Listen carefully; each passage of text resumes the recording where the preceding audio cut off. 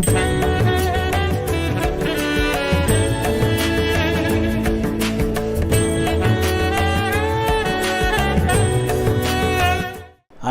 இயேசு கிறிஸ்து நாமத்தில் இந்த அருமையான நாளுக்காக கர்த்தரை துதிக்கிறேன். கர்த்தரின் ஆதாரம் என்ற நிகழ்ச்சியின் மூலமாக மறுபடியுமாக ஜாய் டிவியின் மூலமாக உங்களை சந்திப்பதில் பெரும் மகிழ்ச்சி அடைகிறேன். இந்த நாளில் கூட இன்னொரு பகுதியிலேருந்து நாம் பார்க்கலாம். எபிரேயர் 12ஆம் அதிகாரம் 1 வசனத்துலேருந்து பார்ப்போம்.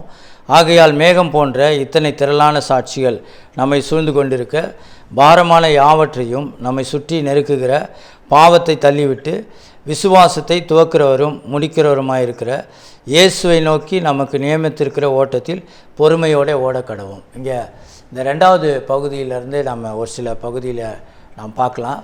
அதாவது விசுவாசத்தை துவக்கிறவரும் முடிக்கிறவரும் அப்படின்னு சொல்லிட்டு இங்கே எபிரேயர் ஆக்கியோன்னு இங்கே சொல்கிறாரு. ஏன்னா இந்த விசுவாசம் நம்முடைய வாழ்க்கையில் செயல்படும் போது மட்டுமே நம்முடைய கிறிஸ்தவ ஜீவியத்தில் நாம் பெரிய காரியங்களையும் பெரிய செயல்களையும் மகத்துவங்களையும் நம்ம காண முடியும். இங்கே தேவன் இந்த எபிரேயர் ஆக்கியோன் மூலமாக சொல்லப்படுவது அந்த விசுவாசத்தை நாம் எப்படி நாம் நம்முடைய வாழ்க்கையில் அதை கொண்டு வர வேண்டுன்ற பகுதியிலேருந்து இங்கே ஆரம்பித்து சொல்கிறாரு.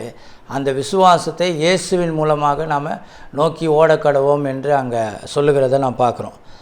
இன்றைக்கு நம்ம இந்த தலைப்பிலேருந்து பார்க்கலாம். விசுவாசத்தை துவக்கிறவர் அப்படின்ற பார்க்கும்போது தேவனுடைய கரம் நம்முடைய வாழ்க்கையில் எந்த விதங்களெல்லாம் நமக்கு செயல்படுகிறது என்ற அந்த அடிப்படையில் நாம் பார்க்கலாம். ஏன்னா பல நேரத்தில் நாம் எதை நம்புகிறோம் அப்படின்னாக்கா, நம்முடைய படிப்பை நம்புகிறோம், நம்முடைய பணத்தை நம்புகிறோம், நம்முடைய இன்ஃப்ளூயன்ஸை நம்புகிறோம். இப்படி பல காரியங்களை நாம் நம்பி கொண்டு இருப்பதனால தேவனை நாம் நம்பாமல் அல்லது தேவனுடைய கரம் நமக்கு எப்படி வேலை செய்கிறது என்பதை நம்ம பல நேரங்களில் அதை மறுத்து விடுகிறோம்.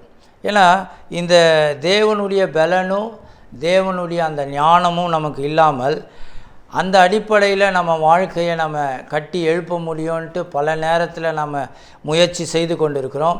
ஆனால் அந்த முயற்சியெல்லாம் பார்த்திங்கனாக்கா அது சில நேரத்தில் அது தோல்வி அடைகிறது, சில நேரத்தில் அது நம்மளை ஒரு மோசமான சூழ்நிலையில் கொண்டு போய் நம்மை நடத்துக்கிறத நம்ம பார்க்குறோம்.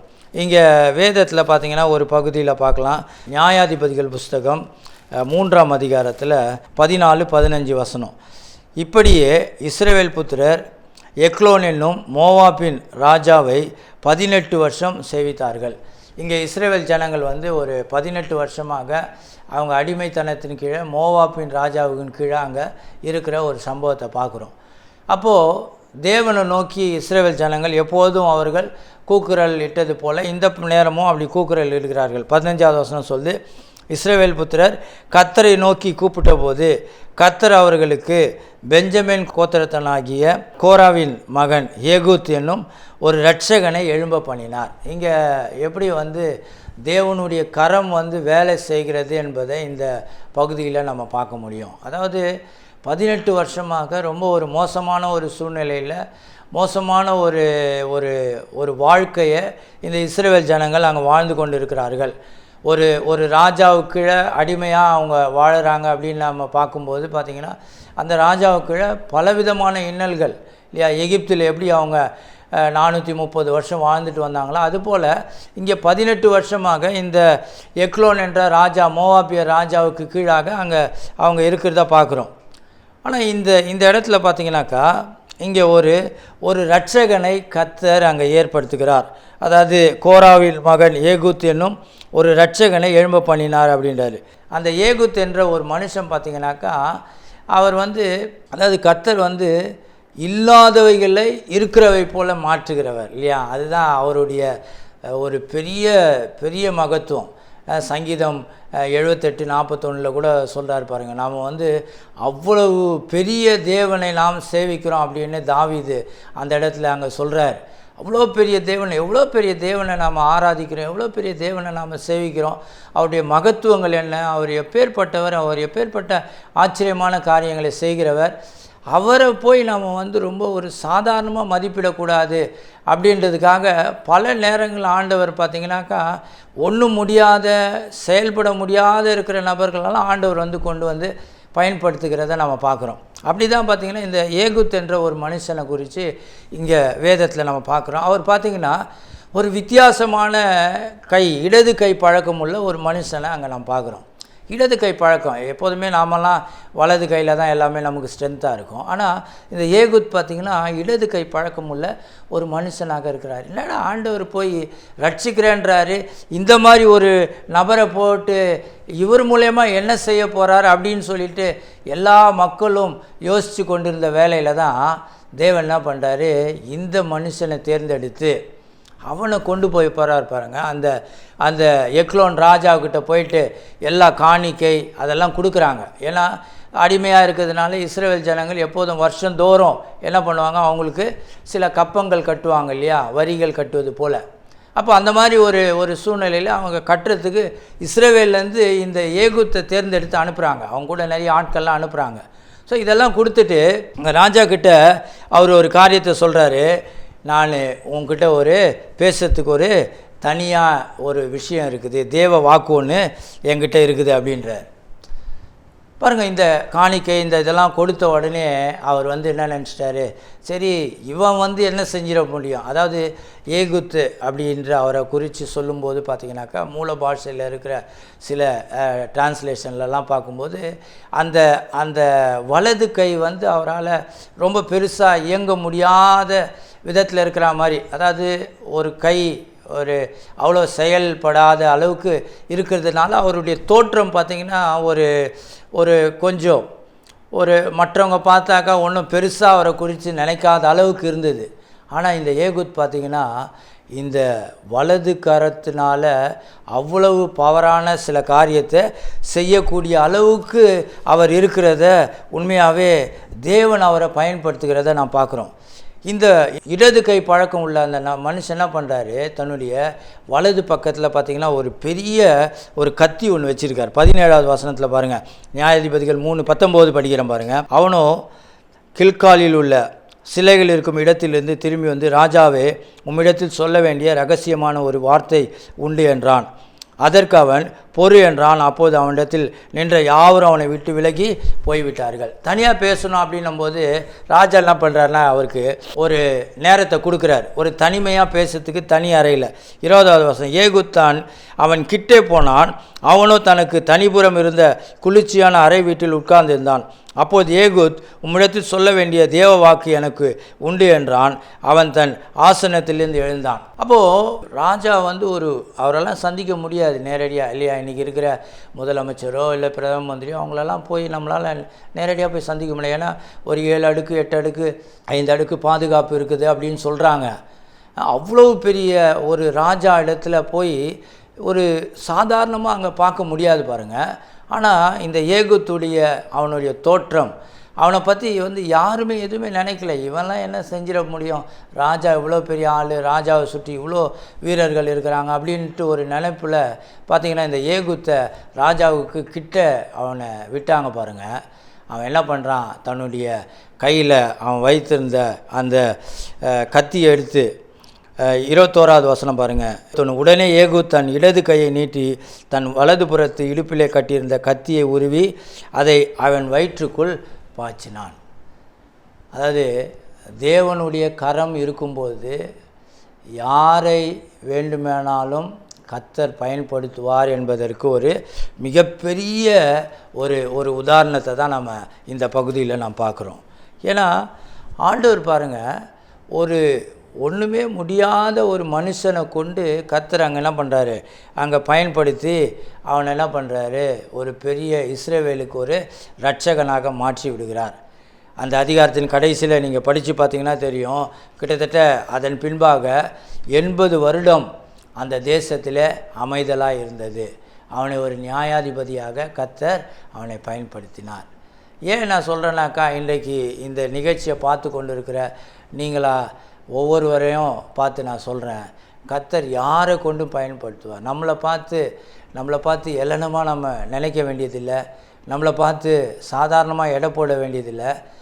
நம்மக்கிட்ட இருக்கிற பலவீனங்களை, நம்மளால் முடியாத இருக்கிற சில காரியங்கள், நான் படிக்கலைங்க, நான் இந்த பின்னணியிலேருந்து வரேன், என்னால் ஒன்றும் செய்ய முடியாது, எனக்கு யாரும் எனக்கு பெரிய பணபலம் இல்லை, எனக்கு யாரும் உதவி செய்கிறவங்க இல்லை அப்படின்னு நீங்கள் நினைக்க வேணாம். பாருங்கள், இன்றைக்கி நீங்கள் எந்த சூழ்நிலையில் இருந்தாலும், எப்பேற்பட்ட ஒரு போராட்டமான காரியத்தில் இருந்தாலும் கர்த்தர் உங்களோடு கூட இருக்கிறார் என்ற அந்த காரியத்தை நீங்கள் நிச்சயமாக நம்பும்போது கர்த்தர் உங்களையும் உங்களுடைய குடும்பத்தில் உங்களை பெரிதாக எடுத்து அவர் பயன்படுத்துகிற ஒரு காரியத்தை பார்க்கலாம். ஏன்னா இப்படி நிறைய எக்ஸாம்பிள்ஸ் பார்க்கலாம் பாருங்கள் வேதத்தில்.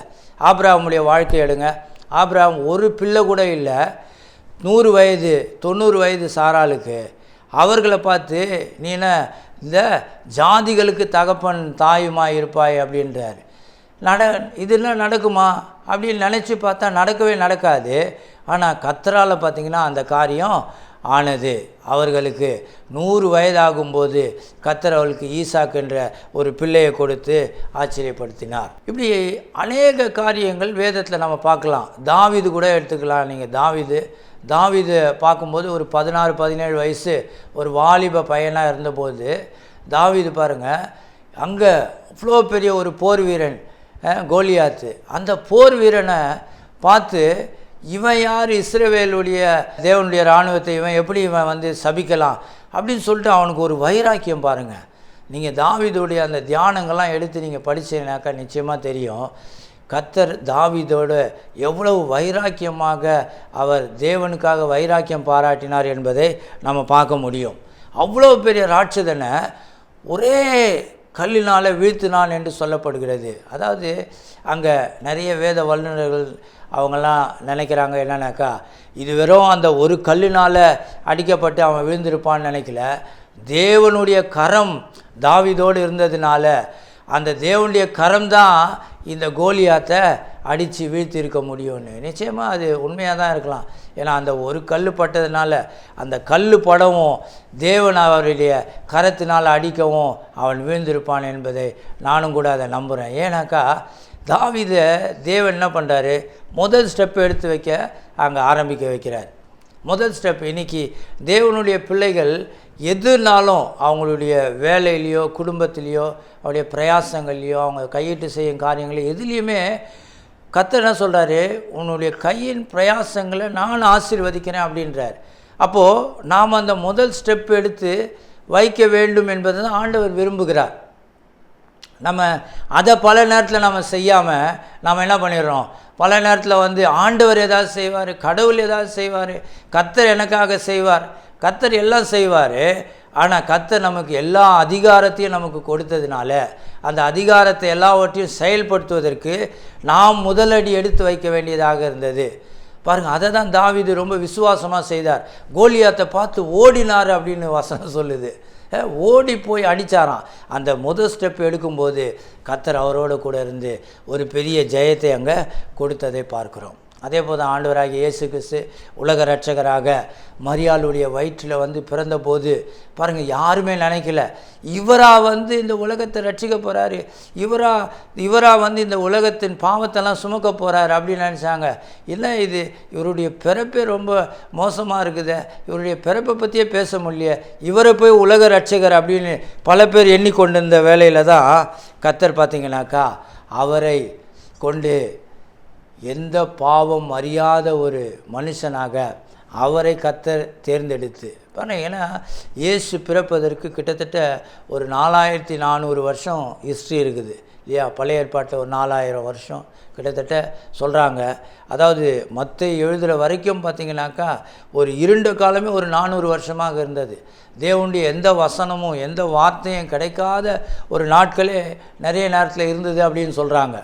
அப்படி இருக்கும்போது கர்த்தர் பாருங்கள், அந்த இயேசு கிறிஸ்துவின் மூலமாக நாம் ஒவ்வொருவரையும் மீட்கும்படியாக சகல பாவத்தையும் சகல ரோகத்தையும் சுமந்து தீர்க்கும்படியாக உங்களுக்காக எனக்காக தேவன் மரிக்க வேண்டியதாக இருந்தது. அவர் நமக்காக சிலுவை சுமக்க வேண்டியதாக இருந்தது. அந்த சிலுவையின் மூலமாக நமக்கு ஒரு பெரிய ஆசீர்வாதத்தை தேவன் ஏற்படுத்தினார். பாருங்கள், அதுதான் நிறைய நேரத்தில் அதெல்லாம் புரிஞ்சு கொள்ளவே முடியல. பாருங்கள், அதை தான் அப்போஸ்தலனாகிய பவுல் இதை குறித்து எழுதும்போது 1 கொரிந்தியர் 1ஆம் அதிகாரத்தில் இதை பற்றி எழுதுகிறார். பாருங்கள், 1 கொரிந்தியர் 1ஆம் அதிகாரம் 26 வசனத்தில் சொல்கிறார், எப்படி எனில் சகோதரரே, நீங்கள் அழைக்கப்பட்ட அழைப்பை பாருங்கள். மாம்சத்தின்படி ஞானிகள் அநேகர் இல்லை, வல்லவர்கள் அநேகர் இல்லை, பிரபுக்கள் அநேகர் இல்லை. ஞானிகளை வெட்கப்படுத்தும்படி தேவன் உலகத்தில் பைத்தியமானவைகளை தெரிந்து கொண்டார். அல்லேலூயா. கர்த்தர் பாருங்கள், பைத்தியமானவர்களை தெரிந்து கொண்டார் அப்படின்னு சொல்கிறார். பைத்தியமானவர்களை தெரிந்து கொண்டாராம். அப்போது இன்றைக்கு அதாவது இதெல்லாம் முடியாது, இதெல்லாம் வேஸ்ட்டு, இவங்க மூலயமா நடக்காது. பாருங்கள், இன்றைக்கி இந்த நிகழ்ச்சியை பார்த்து கொண்டு இருக்கிறவங்க கூட நீங்கள் கூட இந்த காரியத்தை ஃபீல் பண்ணியிருக்கலாம். உங்களை பார்த்து எத்தனையோ பேர் சொல்லியிருப்பாங்களாம், நீ எல்லாம் எங்கே உருப்பட போகிற, நீ எல்லாம் எங்கே ஒரு நல்லா ஆக போகிற, நீ எல்லாம் எங்கே பெருசாக போகிற, நீ எல்லாம் ஒன்றுத்துக்கும் பிரயோஜனப்பட மாட்ட, நீ எல்லாம் உனக்கெல்லாம் வேலை வெட்டி இல்லாமல் உனக்கு சாப்பாடு கூட கிடைக்காது அப்படின்லாம் நிறைய பேர் சொல்லியிருக்காங்க. உங்களை சொல்லியிருக்காங்களோ தெரில, என்ன எத்தனையோ பேர் பார்த்து அப்படி சொல்லியிருக்காங்க. ஏன்னா இது நம்முடைய அநேகருடைய டெஸ்டிமோனியாக இருக்குது. ஆனால் இன்றைக்கி அப்பேற்பட்ட மனுஷர்களை பார்த்து ஆண்டவர் என்ன பண்ணுறாரு, அவர்களை தான் ஆண்டவர் வெளியே கொண்டு வருகிறார். பவுல் அதை தான் சொல்கிறார். இங்கே சொல்லும்போது சொல்கிறார் பாருங்கள், ஞானிகளை வெட்கப்படுத்தும்படி தேவன் உலகத்தில் பைத்தியமானவைகளை தெரிந்து கொண்டார் அப்படின்றாரு. அதாவது யாருடைய மைண்ட்லேயும் ஒரு இமேஜின் பண்ணாத அளவுக்கு இருக்கிற நபர்களை கொண்டு வந்து கர்த்தர் உயர்த்துகிற காரியத்தை நம்ம பார்க்குறோம். கர்த்தர் யாரை கொண்டு வேணாலும் பயன்படுத்துவார். இன்னும் சொல்ல போனீங்கன்னா புறஜாதி மனுஷர்களை ஆண்டவர் எத்தனையோ காரியத்தில் பயன்படுத்தியிருக்கிறார் தெரியுங்களா? வேதத்தில் புறஜாதி மனுஷன் ஒன்றும் இல்லை, கோரேஸ் என்ற மிகப்பெரிய ஒரு ராஜா.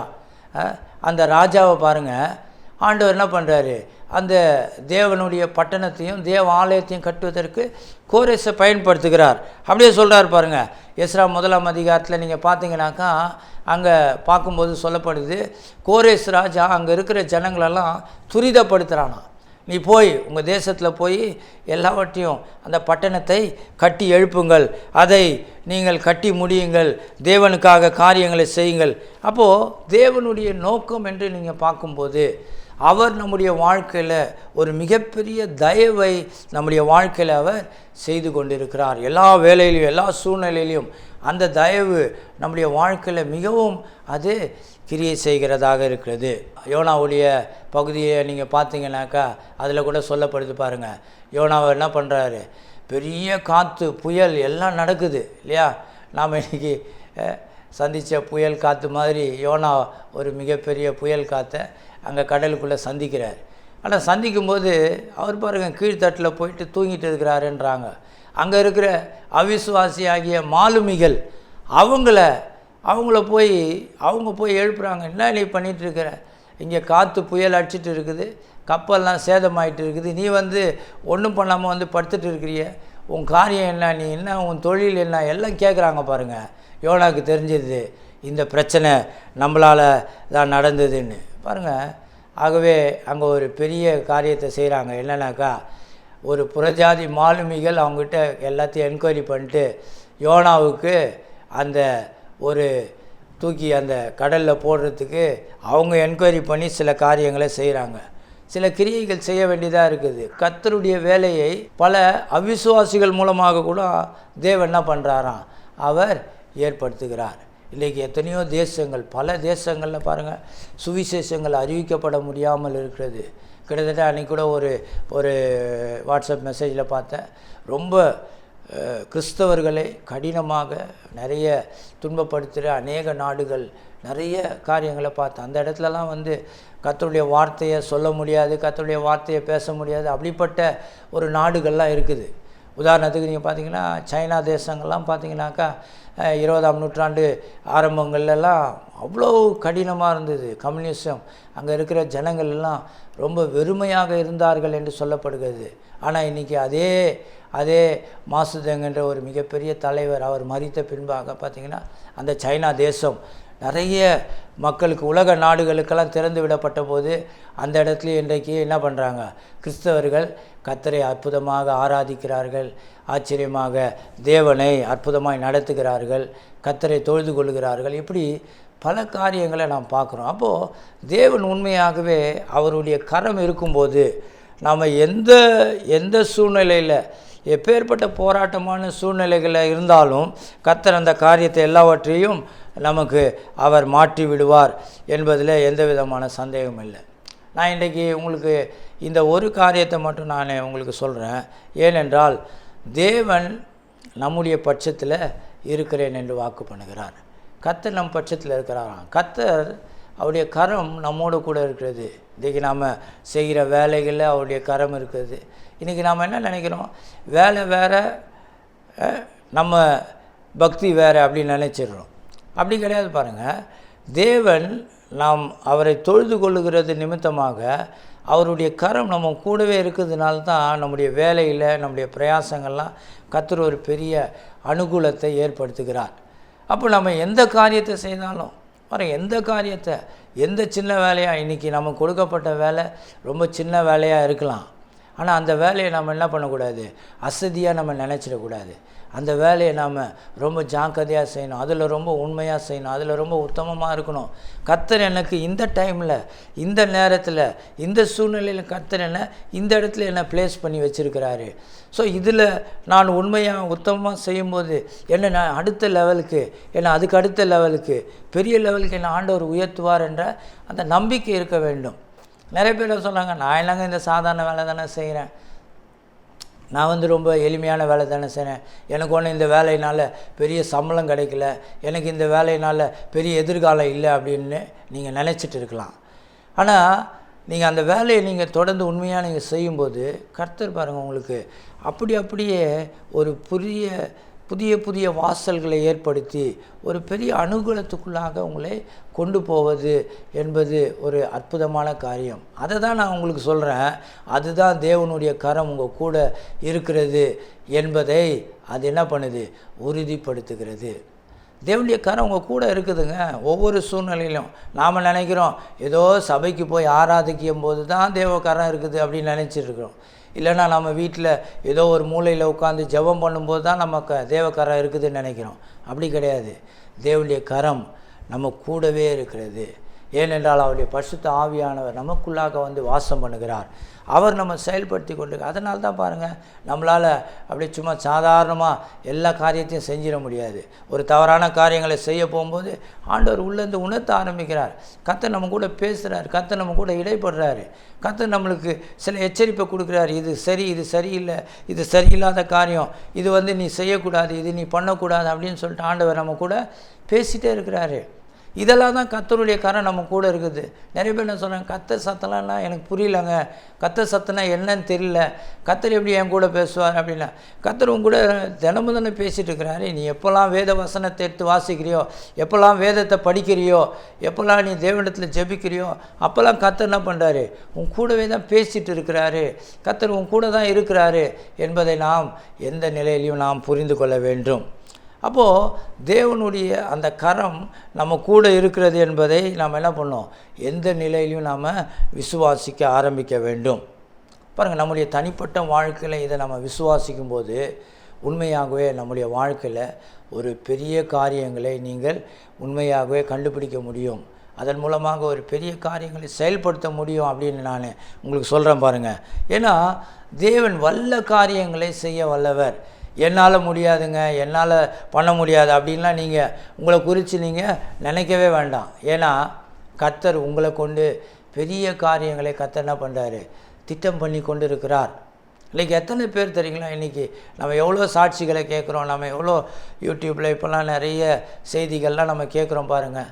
கர்த்தர் செய்த மகத்துவங்களை கேட்கும்போது நீங்கள் சிலருடைய சாட்சிகளை கேட்டு பாருங்கள். அவருடைய சாட்சிகள் நம்மளை என்ன பண்ணுது, அப்படியே எடிஃபை பண்ணுது, அப்படியே நம்மளை உற்சாகப்படுத்துகிறது. எந்த நிலையில் இருந்தாங்க. நேற்று கூட ஒருத்தருடைய சாட்சியை கேட்டுருந்தேன் பாருங்கள். அவர் அவ்வளவு தரித்திரத்திலிருந்து, அவ்வளோ ஒரு உணவு இல்லாமல் கஷ்டத்தில் எங்கேயோ போயிட்டு, ஏதோ ஒரு லாரி டிரைவர் கூடங்கள்லாம் போயிட்டு கிளீனராலாம் வேலை செஞ்சுட்டு இருந்தவர். ஆனால் ஒரு நேரத்தில் பாருங்கள், கர்த்தர் அவரை அப்படியே கூப்பிட்டு உயர்த்தி ஒரு பெரிய போலீஸில் உயர் அதிகாரியாக அவரை ஏற்படுத்தினார் அப்படின்னு சொல்கிறாரு. கேட்கும்போதே ஆச்சரியமாக இருக்குது. கர்த்தர் இவ்வளோ பெரிய காரியங்களை செய்ய முடியாரா? அதை தான் நான் சொன்னேன். 78ஆம் சங்கீதத்தில் சொல்கிறாரு, கர்த்தர் மிக பெரியவராக இருக்கிறார். அவரை குறித்து நாம் சாதாரணமாக நாம் எண்ணிவிடக்கூடாது. அப்போ இன்றைக்கு நீங்களும் பாருங்கள், உங்களுடைய வாழ்க்கையில் கர்த்தர் பெரிய காரியங்களை செய்வார் என்று எதிர்பாருங்கள். உங்களுடைய பணக்குறைவை பற்றி நினச்சிட்டு இருக்காதீங்க, அல்லது எனக்கு வசதி இல்லையே நினச்சிட்டு தான் இல்லாதீங்க. இல்லை நான் இந்த ஒரு சின்ன கிராமத்துலேருந்து வந்தேன், எனக்கு எந்த வசதியும் இல்லை அப்படின்னு நீங்கள் நினச்சிடாதீங்க. அல்லது உங்களுடைய குறைகளை பேசி கொண்டிருக்காதீங்க, உங்களுடைய இல்லாமையை பேசி கொண்டிருக்காதீங்க. கர்த்தருடைய நிறைவை, கர்த்தருடைய அற்புதங்களை பேச ஆரம்பிங்கள். கர்த்தருடைய நிறைவை நீங்கள் விசுவாசிக்க ஆரம்பிங்கள். அப்போது உங்கள் வாழ்க்கையில் மிகப்பெரிய வித்தியாசங்களை நீங்கள் காண முடியும். ஏன்னா கர்த்தர் மிகப்பெரிய அற்புதமான காரியத்தை செய்ய வல்லவர். இம்மானுவேல் அப்படின்னு நம்ம வாசிக்கிறோம் இல்லையா, கர்த்தர் நம்மோட கூடவே இருக்கிறார். அதுதான் பாருங்கள், அவர் இயேசு இம்மானுவேல் நம்ம கூடவே இருக்கிறார்னா என்ன பெரிய அர்த்தத்தை பற்றி நம்ம பார்க்குறோன்னாக்கா, அதுக்கு ஒரு பெரிய அர்த்தமே இல்லை. அவர் அவ்வளோதான், நம்ம கூடவே இருக்கிறார். அப்போ நம்ம தனியாகவே இல்லை. நம்ம எங்கே போனாலும், எந்த இடத்துல இருந்தாலும், எந்த நிலையில் இருந்தாலும், நீங்களும் நானும் தனியாக இல்லை. தேவன் நமக்கு எதையும் செய்ய வல்லவராக இருக்கிறார். இன்றைக்கு உங்கள் வாழ்க்கையில் நீங்கள் எப்பேற்பட்ட காரியங்களை நீங்கள் எதிர்பார்த்துட்டு இருக்கிறீங்கன்ட்டு உங்களுடைய விருப்பங்கள், வாஞ்சைகள் உங்களுக்கு தெரியும். அது ஒருவேளை பல கோடிகளில் இருக்கலாம், லட்சங்களில் இருக்கலாம். நீங்கள் அதை குறித்து நீங்கள் ரொம்ப கவலைப்பட வேண்டியதில்லை. ஏன்னா இம்மானுவேல் உங்கள் கூட இருக்கிறான்னா, கர்த்தரே உங்கள் கூட இருக்கிறான்னா, அந்த லட்சங்களோ கோடிகளோ கர்த்தருக்கு பெரிதானவை அல்ல. தேவன் பாருங்கள், இது எல்லாவற்றையும் நமக்கு பயன்படுத்தும்படியாக ஒரு சின்ன டூலாக கர்த்தர் நமக்கு இதை எல்லாவற்றையும் தருகிறார். அதான் கர்த்தருடைய ஆசீர்வாதம். இன்றைக்கி நீங்களும் நானும் எந்த விதத்திலையும் கஷ்டப்படக்கூடாது, எந்த விதத்திலையும் நீங்கள் மற்றவங்கக்கிட்ட போய் ரொம்ப ஏளனமாக நிற்கக்கூடாதுன்றதுக்காக கர்த்தர் தம்முடைய பிள்ளைகளுக்கு ஒரு பெரிய ஆசீர்வாதத்தை கொடுக்கிறார் பாருங்கள். அந்த ஆசீர்வாதத்தை உண்மையாகவே நீங்கள் எடுத்து அனுபவிக்க வேண்டியவர்களாக இருக்கிறீர்கள். அப்போ நம்மளை யாரையுமே ஆண்டவர் சும்மா விட்டுல, கர்த்தர் நம்ம ஒவ்வொருவருக்கும் ஏற்ற தாளந்தையும் ஏற்ற வரத்தையும் எல்லாவற்றையும் நமக்கு கொடுத்துருக்கிறார். உங்களையும் என்னையும் கர்த்தர் விசேஷமாக ஒரு மிகப்பெரிய அபிஷேகம் பண்ணியிருக்கிறாருனாக்கா நீங்கள் அதை உண்மையாக நம்புங்கள், அதை விசுவாசிங்கள். கர்த்தர் உங்கள் வாழ்க்கையில் மிகப்பெரிய அற்புதமான காரியத்தை அவர் செய்கிறதை நீங்கள் நிச்சயமாக காண முடியும். ஏன்னா நீங்கள் அதற்கு முதல் அடி எடுத்து வைக்க வேண்டும். உங்களுடைய முயற்சி நீங்கள் முன்னடி எடுத்து வைக்கும்போது கர்த்தர் பாருங்கள் அதை பெரிய பல மடங்காக உயர்த்தலாம். இன்றைக்கி நீங்கள் ஒரு சின்ன வேலை செஞ்சுருக்கலாம், சின்ன வியாபாரம் பண்ணிகிட்ருக்கலாம், சின்ன தொழில் செஞ்சிட்ருக்கலாம். கர்த்தர் அதை எல்லாவற்றையும் பன்மடங்காக பெருக்கி பெரிய அற்புதங்கள்னாலும் அதிசயங்கள்னாலும் கர்த்தர் அதை நிறைவேற்றி தருவார் பாருங்கள். ஏன்னா அவர் உங்களை பெருக்கத்துக்குள்ளாக நடத்த, ஆசீர்வாதத்துக்குள்ளாக நடத்த கர்த்தர் மிகவும் வாஞ்சையாக இருக்கிறார். அதை நீங்கள் உண்மையாக பெற்றுக்கொள்ளுங்கள். நம்ம ஜெபித்து முடிக்கலாம். நல்ல ஆண்டவரே, இந்த அருமையான நாளுக்காக நன்றி. இந்த நிகழ்ச்சியை பார்த்து கொண்டு இருக்கிற ஒவ்வொருவருக்காக, ஒவ்வொரு குடும்ப தலைவர்களுக்காக, குடும்ப தலைவிகளுக்காக ஜெபிக்கிறேன். செய்கிற வேலைகள், பிரயாசங்கள், முயற்சிகள் எல்லாவற்றையும் ஆசீர்வதிங்க ஆண்டவரே. வாலிப பிள்ளைகளுக்காக ஆண்டவரே நல்ல எதிர்காலத்தை தாங்க, நல்ல வேலை வாய்ப்புகளை தாங்க. கர்த்தர் அற்புதமாக அவர்களை நடத்துவீராக ஆண்டவரே. படிக்கிற பிள்ளைகளுக்காக காலேஜில், யூனிவர்சிட்டியில், பள்ளியில் ஆண்டவரே பாலக பிள்ளைகள் ஒவ்வொருவரையும் நீர் ஆசீர்வதியும். வீட்டில் சபையில் இருக்கிற ஒவ்வொரு மூப்பலுக்காக ஜெபிக்கிறேன். ஒவ்வொரு ஆசீர்வதிக்கும் பலப்படுத்துங்க. நாம மாத்திரம் உயர்த்தப்படட்டும். கர்த்தர் எங்களுடைய செய்கிற ஒவ்வொரு பிரயாசங்களையும் பெரிய அற்புதங்களை செய்யும்படியாக ஜெபிக்கிறோம். இயேசுவின் நாமத்தில் வேண்டுகிறோம் நல்ல தேவனே, ஆமென்.